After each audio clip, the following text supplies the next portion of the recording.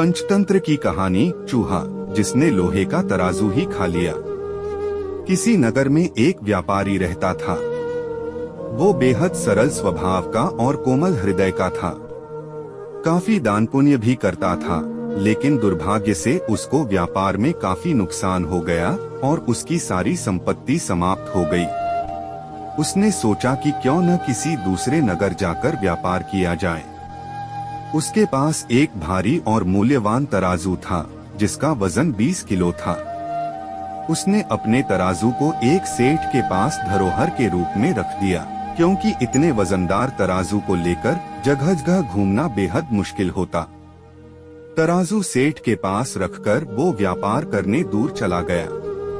कई जगहों और देशों में घूम घूम कर उसने काफी धन कमाया और फिर वह घर वापस लौटा। उसने सोचा अब वो अपना तराजू भी वापस ले सकता है, तो एक दिन सेठ से अपना तराजू लेने चला गया। सेठ से तराजू मांगा तो सेठ बेईमानी पर उतर गया और बोला, क्या बताऊं भाई, तुम्हारे तराजू को तो चूहे खा गए। व्यापारी बड़ा हैरान परेशान हुआ, फिर कुछ सोचा और सेठ से बोला, सेठ जी, अब इसमें आपका क्या कसूर? जब चूहे तराजू को खा ही गए तो आप कर भी क्या कर सकते हैं? मैं नदी में स्नान करने जा रहा हूँ।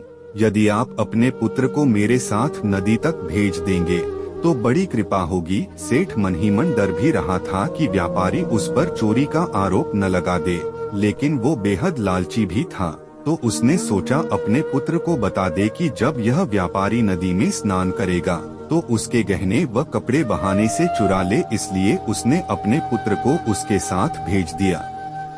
स्नान करने के बाद व्यापारी सेठ के लड़के को बहाने से पास ही की एक गुफा में ले गया और उसने लड़के को उस गुफा में छिपा दिया और गुफा का द्वार चट्टान से बंद कर दिया। फिर वो अकेला ही सेठ के पास लौट आया तो सेठ ने पूछा, मेरा बेटा कहाँ रह गया? इस पर व्यापारी ने उत्तर दिया, जब हम नदी किनारे बैठे थे तो एक बड़ा सा बाज आया और झपट्टा मारकर आपके पुत्र को उठाकर ले गया। यह भी पढ़ें। पंचतंत्र की कहानी। शरारती बंदर और लकड़ी का खूंटा। सेठ क्रोधित हो उठा और आग बबूला होते उसने वो चिल्लाने लगा, तुम झूठे बोल रहे हो, तुम एक नंबर के मक्कार हो। कोई बाज इतने बड़े लड़के को उठाकर कैसे ले जा सकता है? यह असंभव है। तुम मेरे पुत्र को वापस ले आओ, वरना मैं राजा से तुम्हारी शिकायत करूंगा। व्यापारी ने कहा, आप ठीक कहते हैं, हमें राजा के पास ही चलना चाहिए। दोनों न्याय के लिए दरबार में पहुँचे। सेठ ने व्यापारी पर अपने पुत्र के अपहरण का आरोप लगाया। न्यायाधीश ने व्यापारी से पूरी कहानी पूछी तो उसने कहा, मैं नदी के तट पर बैठा हुआ था। इसी बीच एक बड़ा सा बाज झपटा और सेठ के लड़के को पंजों में दबाकर उड़ गया। मैं उसे कैसे वापस कर सकता हूँ? न्यायाधीश ने हैरानी से कहा, भला ऐसा कैसे संभव हो सकता है? तुम जरूर झूठ बोलते हो। एक बाज पक्षी इतने बड़े लड़के को कैसे उठाकर ले जा सकता है?